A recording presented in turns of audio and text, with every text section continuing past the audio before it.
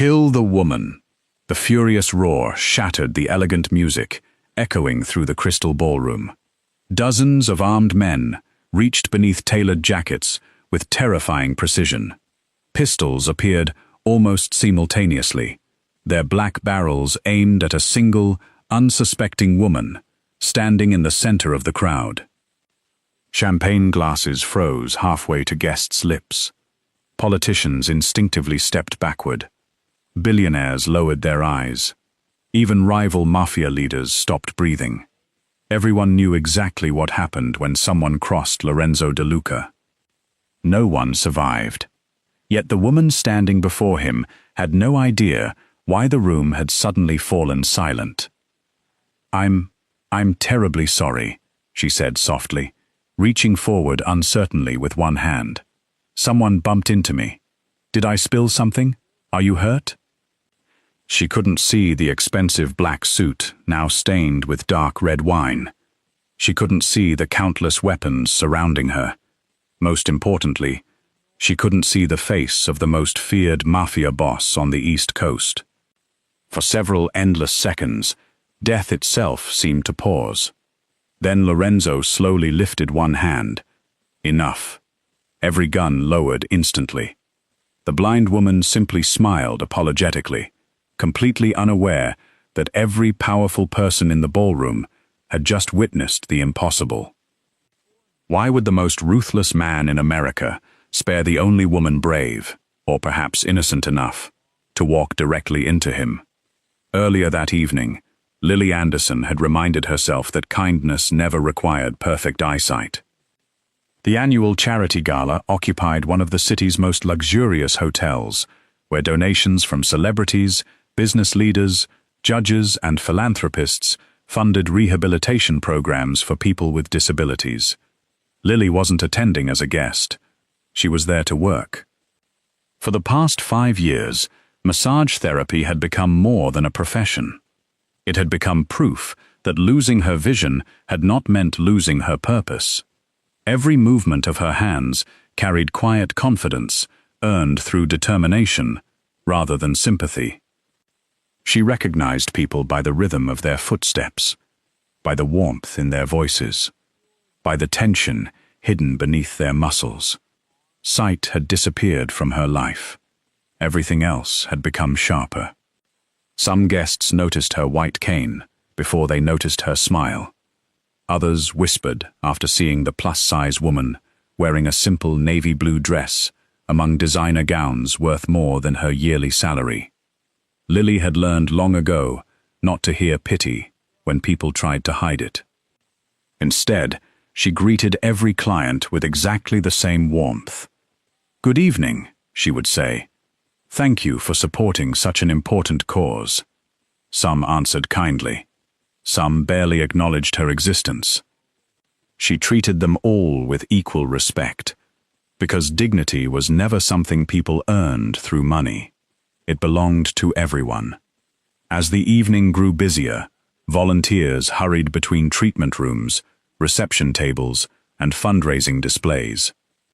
"Lily," called Emma, the volunteer assigned to guide her through the crowded ballroom. "I'll only be gone for a minute. One donor needs help finding the silent auction." "No problem," Lily replied with an easy smile. "I'll stay right here." Emma squeezed her shoulder before disappearing into the growing crowd. For several peaceful moments, Lily stood quietly, listening. Crystal chandeliers hummed faintly overhead through hidden ventilation. String instruments floated gently across the ballroom.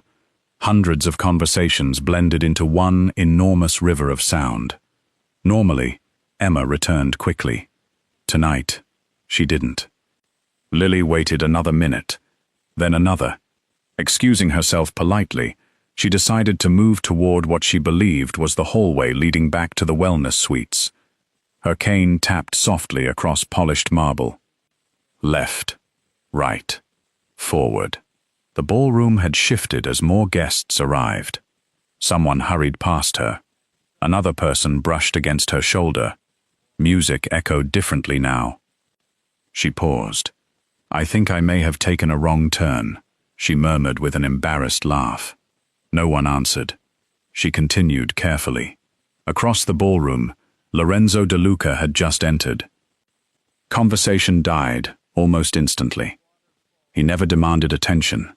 He simply possessed it. Tall, impeccably dressed, and surrounded by trusted capos, Lorenzo moved with the quiet certainty of a man who had never needed to prove his authority. Entire industries depended upon his decisions. Governments monitored his empire. Enemies feared speaking his name aloud. Yet Lorenzo himself appeared strangely detached from the luxury surrounding him. Another charity gala. Another room full of people pretending not to be afraid.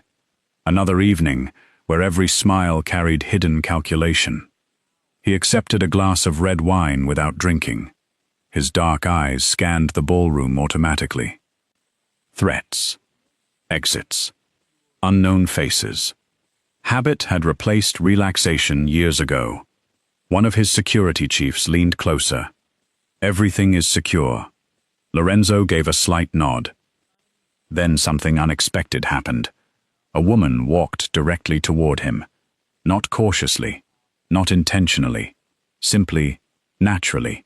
His guards reacted first. Hands moved toward concealed weapons. The capos stepped forward. But before anyone could stop her, she collided gently with Lorenzo's shoulder. The wine splashed across the front of his tailored jacket. The crystal glass slipped from his hand and shattered across the marble floor. Silence crashed over the ballroom. Lily gasped. "Oh no!" She instinctively reached toward where she believed the stranger stood. "I'm so sorry." Her fingers stopped just short of touching his sleeve. "I honestly didn't hear you coming." No fear, no trembling, only sincere concern. "Did the glass cut you?" she asked. "I hope you're all right." Around them, dozens of witnesses stared in complete disbelief. Someone quietly whispered, "She's dead." Another murmured, "Doesn't she know who he is?" But Lily heard only uneasy breathing surrounding her. She frowned slightly. "Is everyone okay?" Lorenzo looked at the woman before him. She wasn't acting. She truly had no idea. For the first time in longer than he could remember, someone had approached him without ambition, fear, flattery, or deceit. Only simple kindness. He studied her face. She couldn't see his wealth. She couldn't admire his appearance. She couldn't recognize the reputation that had terrified an entire criminal empire into obedience. All she knew was that another human being might have been hurt. And somehow, that simple truth unsettled Lorenzo De Luca far more than any weapon ever had. The ballroom remained unnaturally silent long after Lorenzo's single command had dissolved the threat of violence. His bodyguards lowered their weapons, but none of them lowered their guard. They watched the blind woman as though trying to understand whether she was astonishingly brave or simply unaware that she had just escaped death. Lily, however, knew nothing of the storm surrounding her. She bent carefully, hearing tiny fragments of broken crystal scattered across the marble floor. "I'm afraid I made quite a mess," she said, with an embarrassed smile. "Please don't let anyone step on the glass." One of Lorenzo's capos stared at her in disbelief. She wasn't begging for forgiveness. She wasn't crying. She wasn't trying to explain herself. She was worried that someone else might get hurt. Lorenzo spoke quietly. "Leave it." His men immediately stepped back. Then, to everyone's astonishment, he addressed Lily instead. "Are you injured?" The question caught several guests off guard. The most feared mafia boss in America had asked about the woman who had spilled wine on his custom-made suit. Lily shook her head. "I don't think so." She hesitated, before adding with genuine concern, "But your clothes may have suffered more than I did." A few nervous chuckles escaped from people who quickly regretted laughing. Lorenzo looked down at the dark stain across his jacket, then back at Lily. "It can be replaced." She smiled softly. "That's fortunate." There was no admiration in her voice, No recognition. Only relief that the accident hadn't caused serious harm, for reasons Lorenzo himself couldn't explain. He found that strangely refreshing. After ensuring Lily was reunited with Emma, Lorenzo quietly left the ballroom earlier than planned. Inside the back seat of his armored sedan, silence followed him through the city. Normally, after public appearances, his advisors reviewed security concerns, business negotiations, or intelligence reports. Tonight, no one dared interrupt his thoughts. Finally, Marco, his oldest advisor, spoke carefully. "Boss." Lorenzo didn't answer. The woman, still silence. Marco continued cautiously. "We've completed a preliminary background check." Lorenzo slowly turned his head. "Continue." "Her name is Lily Anderson. Age? 30. What does she do?" "Licensed massage therapist." Marco glanced at the tablet in his hands.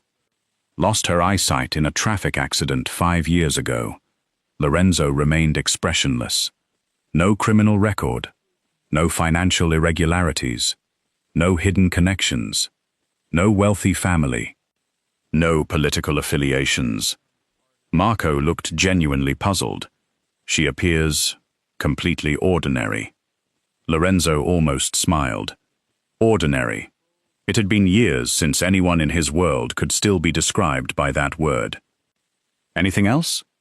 Marco hesitated. Her fiancé abandoned her after she became blind. The car fell silent again. Lorenzo looked out through the tinted window at the lights flowing across the city. Power bought loyalty.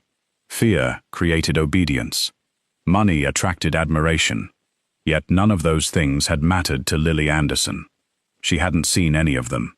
3 days later, the receptionist at the Harmony Wellness Center looked up as an impeccably dressed man entered the quiet lobby. "Welcome." Lorenzo removed his sunglasses.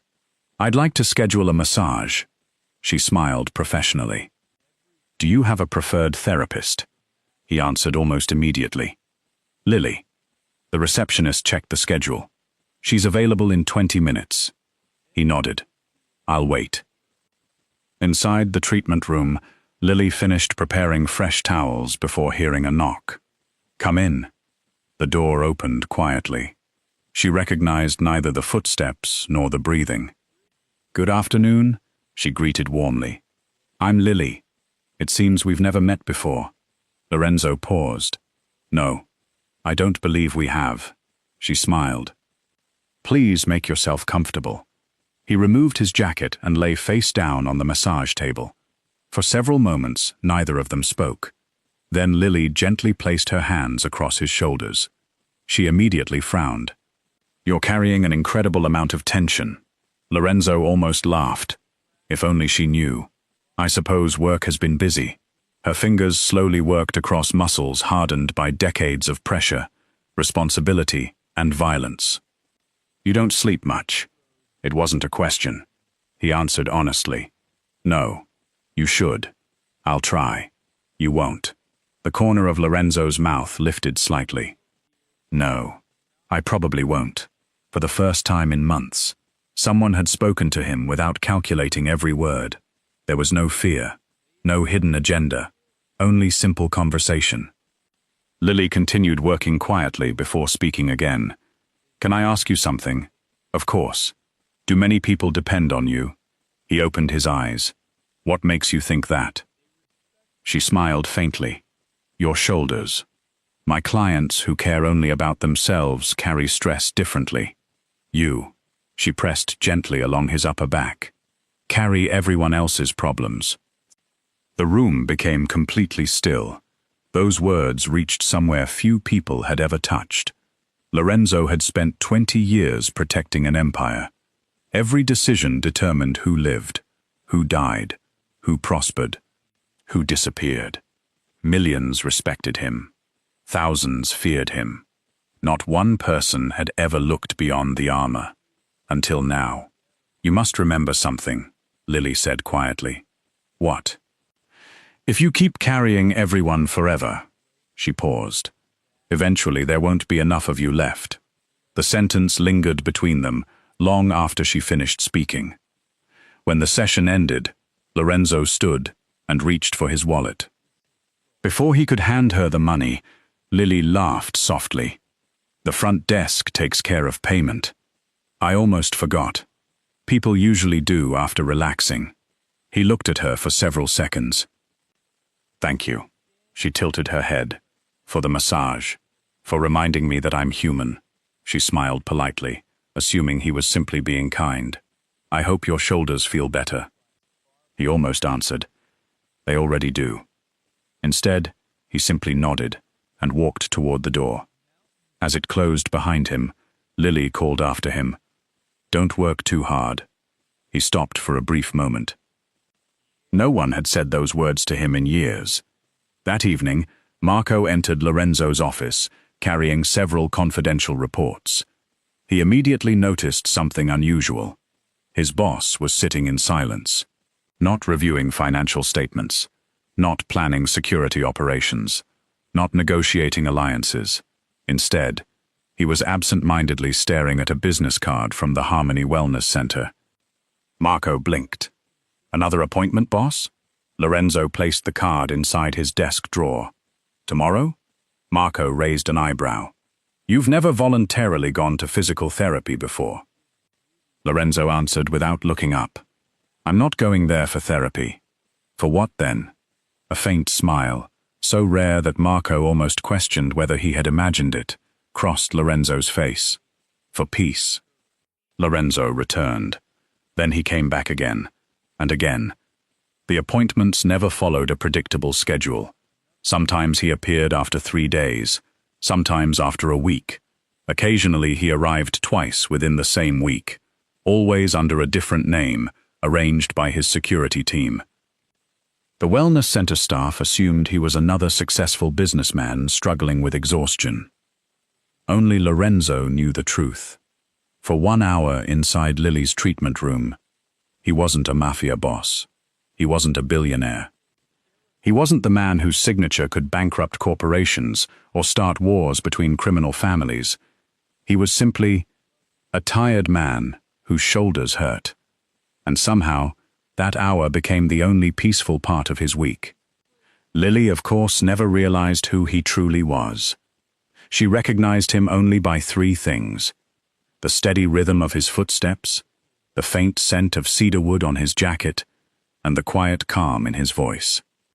"You came back," she said with a warm smile as he entered one rainy afternoon. "I did. I'm beginning to think you're ignoring my advice." "What advice?" "Working less." A quiet laugh escaped him. "You remember everything."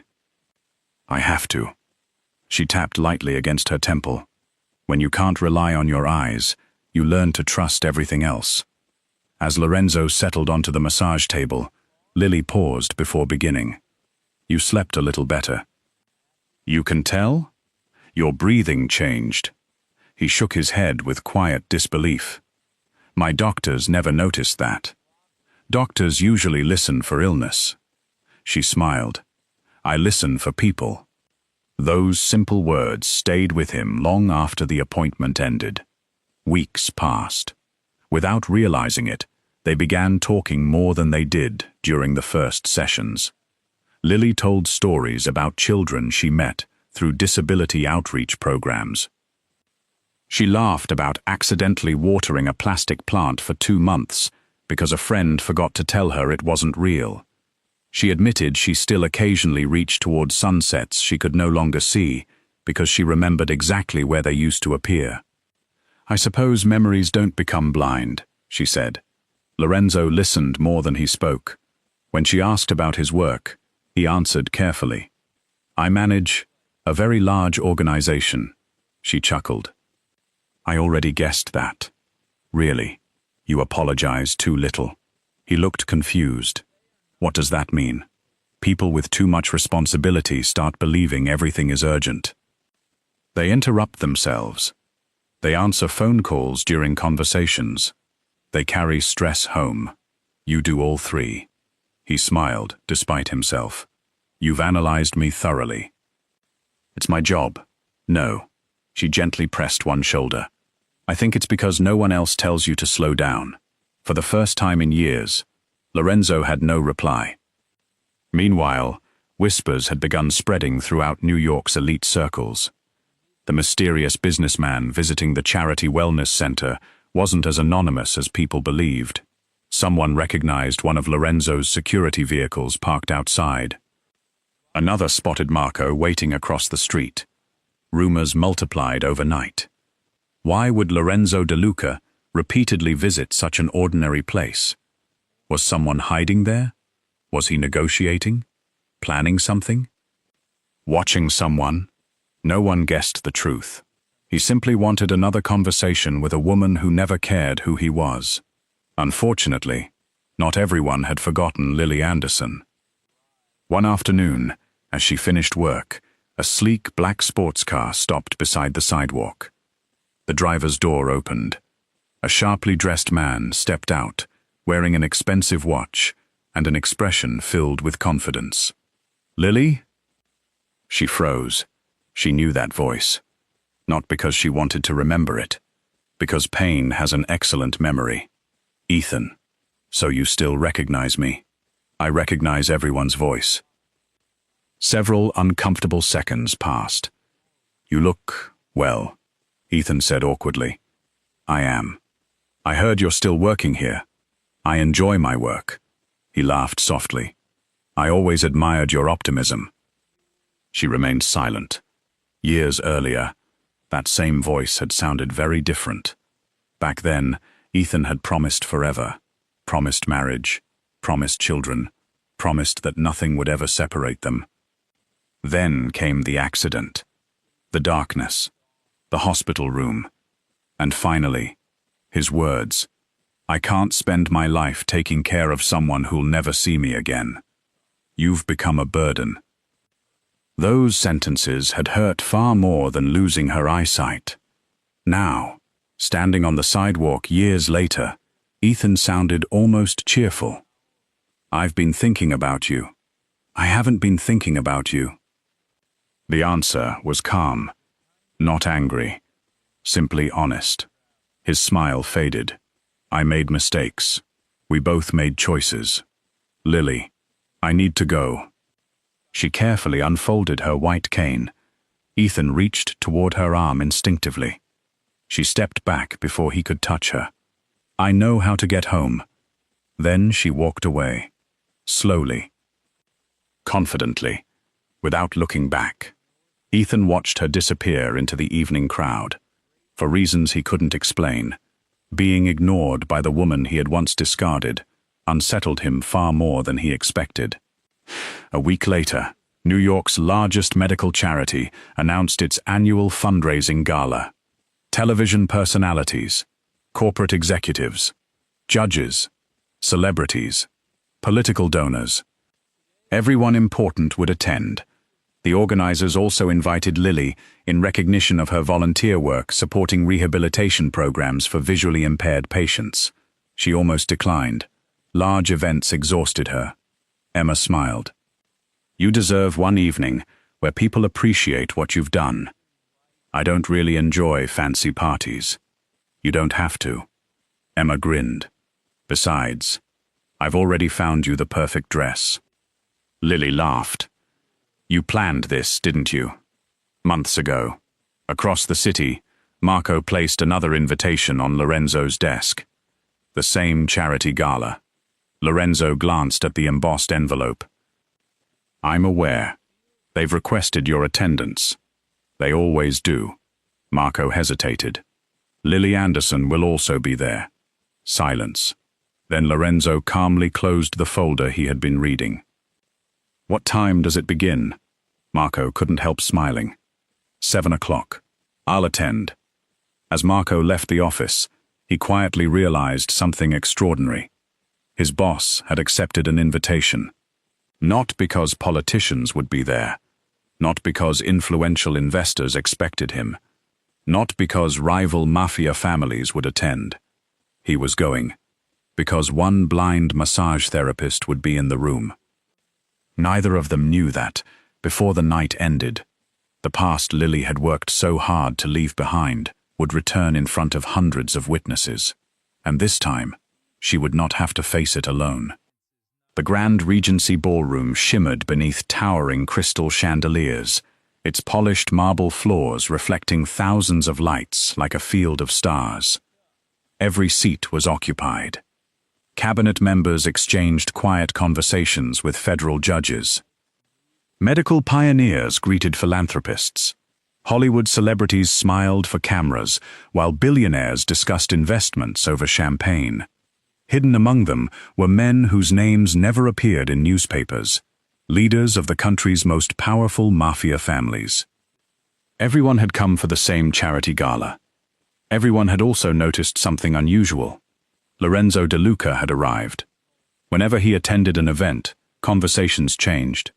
People laughed more carefully. Business negotiations became shorter.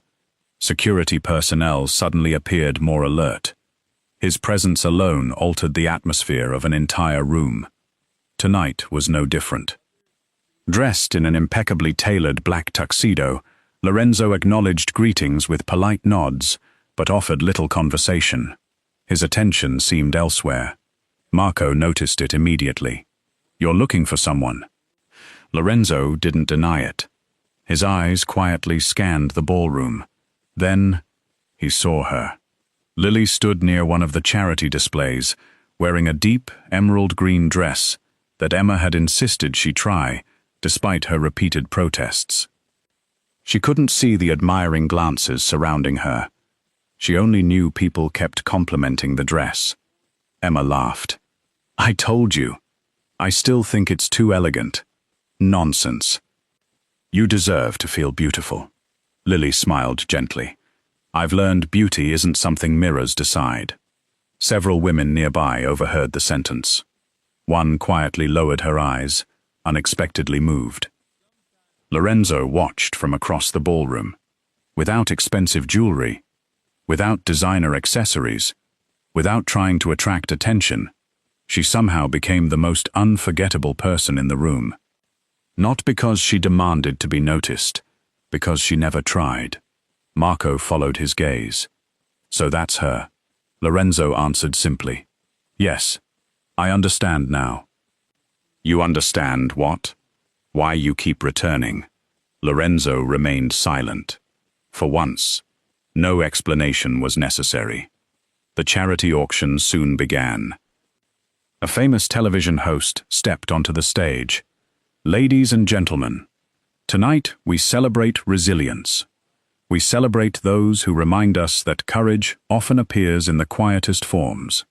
Applause echoed across the ballroom. Several volunteers were invited onto the stage, including Lily. She hesitated. Emma gently squeezed her hand. "You've got this." Guided toward the microphone, Lily stood before hundreds of guests. "I don't usually enjoy speaking in front of crowds," she admitted with a nervous laugh. The audience smiled warmly. "But I know what it feels like when people assume your life ended because something difficult happened." She paused. "My eyesight ended. My life didn't." Silence filled the ballroom. "I've met children who think blindness means they'll never have careers. I've met parents who fear their sons and daughters won't ever be loved." Her voice softened. "I hope they discover what I did. People may lose many things, but dignity should never be one of them." For several seconds, no one applauded. Not because they weren't moved, because many were fighting back tears. Then the ballroom erupted into thunderous applause. Lorenzo never took his eyes off her. He had negotiated billion-dollar agreements. He had commanded armies of loyal men. Yet somehow, one ordinary woman speaking with quiet honesty possessed a strength no empire could buy. The applause had barely faded when another voice cut sharply through the room. "That's a beautiful speech." The warmth instantly disappeared. Lily recognized the voice before anyone else. Ethan. He approached confidently, holding a champagne glass as though the evening belonged to him. Several guests recognized him as a wealthy entrepreneur. Others simply watched with curiosity. Ethan smiled politely. But stories can be misleading. Emma frowned. What are you doing? I'm telling the truth. He turned toward the audience. Everyone admires Lily because they think she's inspirational. He laughed quietly. They don't know how manipulative she can be. A ripple of uncomfortable whispers spread across the ballroom. Lily stood perfectly still. She had heard this tone before. Years ago, right before he walked away forever, Ethan continued. She's very good at making successful men feel guilty. Sympathy opens a surprising number of doors. Gasps echoed throughout the room. Emma stepped forward. That's enough. No. Ethan smiled. I've watched this before. He looked directly at the audience. She knows exactly how to make wealthy people feel responsible for her. I've seen it. I lived it. The room grew painfully quiet. Some guests shifted awkwardly. Others exchanged uncertain glances. No one wanted to become involved. Lily lowered her head, not because she believed him, because she was suddenly exhausted. She had spent years rebuilding a life defined by courage instead of tragedy. And in less than 2 minutes, someone who had once promised to love her had reduced her to an object of pity again. Quietly, she reached for her white cane. I think I'll leave, Emma whispered urgently. You don't have to. I know. Lily forced a gentle smile. But I don't want this evening to become about me. She turned carefully toward the exit. Ethan wasn't finished. You see? He called loudly. Running away. That's what she always does. Several cameras turned toward Lily. Whispers intensified. Reporters exchanged curious looks. Some guests appeared uncomfortable. Still, no one defended her. Not one person. Until Ethan reached forward and grabbed Lily's wrist. You don't get to pretend you're the victim. The ballroom froze. Lily instinctively tried to pull away. Please let go. Instead, his grip tightened. You fooled everyone else. You won't fool me. Then, a calm voice emerged from behind him. So, you've chosen to touch someone who asked you not to. The temperature in the room seemed to drop. Every conversation stopped. Every bodyguard standing along the ballroom walls straightened simultaneously. Several mafia leaders immediately lowered their eyes. They knew that voice. Slowly, Ethan turned around. Standing only a few feet away was Lorenzo De Luca. His expression was perfectly calm, which somehow made him infinitely more terrifying. Without raising his voice, without making a threat, he looked directly at Ethan's hand, still wrapped around Lily's wrist. Then he spoke 6 words that seemed to drain every ounce of confidence from the room. Remove your hand. Now. Ethan's fingers released Lily instantly. The silence that followed was heavier than any scream. For the first time that evening, the entire ballroom finally understood exactly whose quiet presence had remained beside Lily all along. The ballroom fell into a silence so profound that even the orchestra stopped playing. Hundreds of eyes shifted between Ethan Brooks and Lorenzo De Luca. Only moments earlier, Ethan had believed he controlled the room. Now, standing only a few feet from the most feared man on the East Coast, he suddenly realized every confident word he had spoken had been heard by someone whose judgment carried consequences far beyond embarrassment. Still unwilling to surrender his pride, Ethan forced a smile. There seems to be a misunderstanding. Lorenzo's expression never changed. There isn't. His voice remained calm, almost gentle, which frightened everyone present even more. Marco quietly stepped beside him, but Lorenzo raised one finger. No one else would speak. This was personal. Lily stood between them, confused by the overwhelming silence. She recognized Lorenzo's voice immediately. You came. A faint smile softened his face. I did. She lowered her voice. I'm sorry. For what? I think tonight has become very uncomfortable. Several guests exchanged stunned glances. The woman had no idea that one of the most powerful men in America had just stepped forward on her behalf. She was apologizing to him. Lorenzo answered softly, "You've done nothing wrong."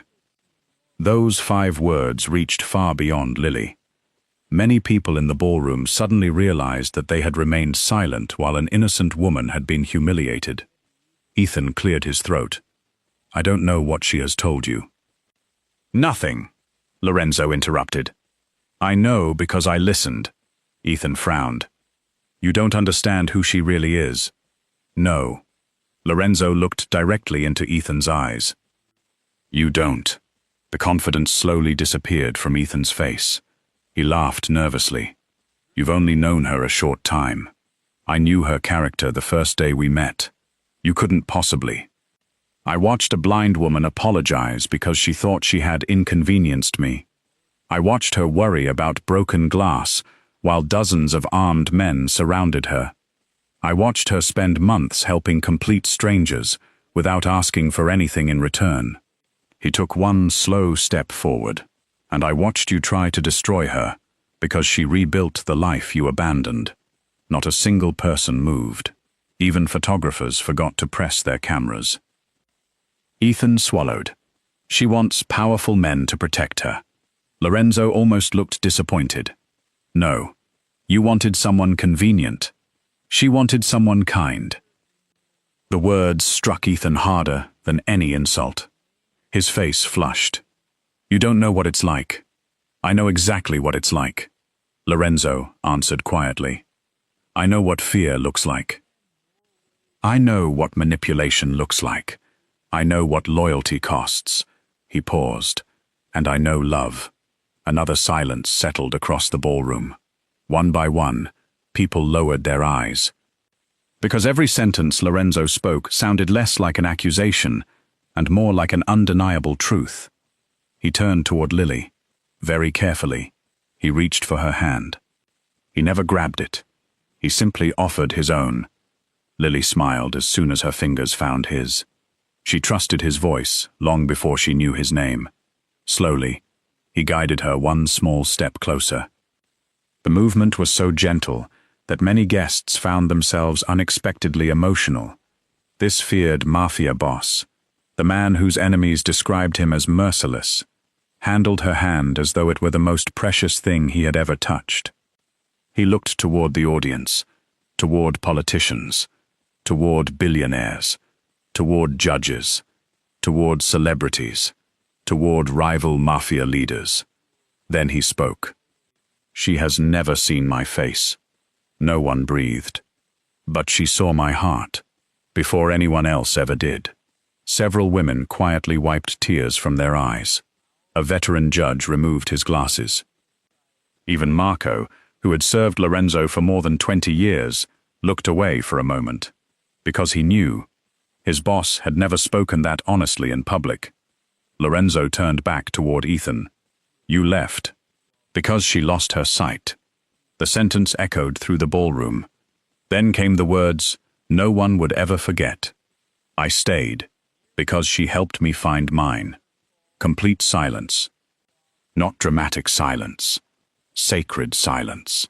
The kind created when everyone present realizes they are witnessing a moment that will remain with them forever. Lorenzo gently lifted Lily's hand.